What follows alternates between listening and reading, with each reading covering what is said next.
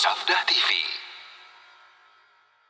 Sesungguhnya kata Rasulullah, orang yang hidup di antara kalian nanti setelahku akan melihat perpecahan yang banyak. Dan yang Rasulullah kabarkan benar terjadi. Namun bagaimana solusinya, Pak? Karena Rasulullah SAW tidak mungkin ya membiarkan umatnya itu tanpa solusi.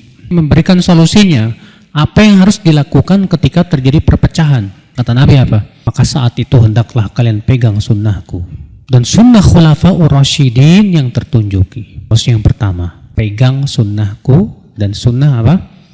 Khulafa rasyidin. Ternyata Nabi tidak mengatakan pegang sunnahku titik, enggak. Tapi Nabi tambahkan dan sunnah khulafa rasyidin. Berarti sunnah khulafa rasyidin sangat kita butuhkan. Kenapa? Karena merekalah orang yang paling paham tentang sunnah. Mereka yang paling paham tentang bagaimana memahami sunnah. Maka dari itu, akhi, kalau ada orang berkata saya pegang sunnah, saya tidak merujuk khulafa'ur rasyidin, tidak pula merujuk para sahabat, kita katakan Anda pasti tersesat jalan. Karena Nabi tegas mengatakan dalam hadis yang lain, ketika Rasulullah mengabarkan umat Islam berpecah belah, yang selamat hanya satu golongan. Ketika Nabi ditanya golongan yang selamat itu siapa? Ma ana alaihi wa ashabi, yang aku dan para sahabatku di atasnya. Karena Nabi menyebutkan solusi pertama dari perpecahan, hendaklah kalian pegang sunnahku dan sunnah khulafa'ur rasyidin yang tertunjuki. Terus yang kedua apa? Dan jauhi oleh kalian perkara-perkara yang diada-adakan. Karena sesungguhnya setiap yang diada-adakan itu bid'ah. Dan setiap bid'ah itu apa? Sesat. Lihat Pak, saat terjadi perpecahan ya, Nabi tidak mengatakan begini, udah kalian bersatu aja.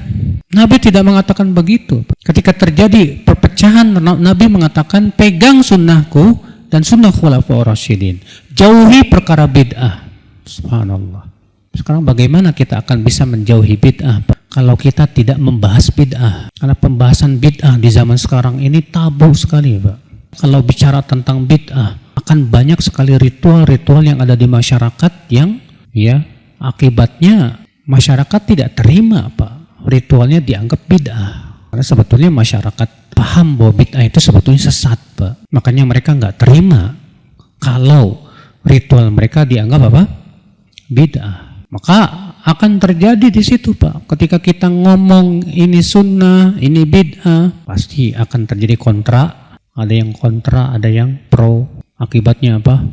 Dianggap pemecah belah. Makanya ya dakwah salaf, dakwah sunnah selalu dianggap pemecah belah di mana-mana, bukan cuma di negeri kita, di mana-mana. Kenapa? Karena dakwah salaf ini jelas, Pak, hak-hak, batil-batil, tidak ada abu-abunya.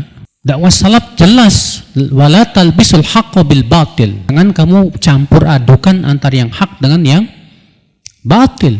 Itu dakwah salaf sudah. Makanya akhwal Islam, saudaraku seiman, siapapun di antara kita yang ingin selamat dari perpecahan, pegang dua perkara ini. Itu pegang sunnah Rasulullah dan sunnah khulafa'ur rasyidin, dan jauhi apa? Kebid'ahan. Dan bid'ah yang paling berat itu bid'ah dalam masalah akidah. Masalah akidah itu bid'ah yang paling berat. Makanya para ulama mengatakan pecahan umat menjadi 73 golongan, 1 di surga, 72 di neraka, itu dalam masalah akidah. Dalam masalah apa? Akidah.